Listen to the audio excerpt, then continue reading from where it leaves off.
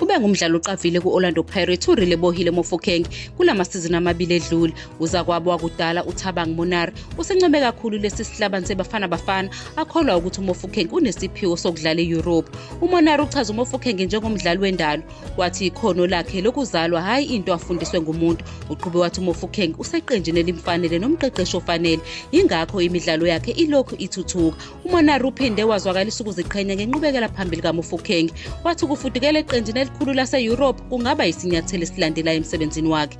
Sekunesikhathi eside uMofokeng emantathiswana nokuya e-Europe, futhi uze wavivinywa iqembu iWolverhampton Wanderers ngesizini edlule. Nakuba lokho kwaphelela obala, muva nje kukhulunywe ngaye njengomdlali ofunwa iqembu leLa Liga Giants iFC Barcelona. Manje useyingxenye yeqembu leBafana Bafana. Kubonakala kungenzeka uMofokeng ashiye iPirates ekupheleni kwesizini.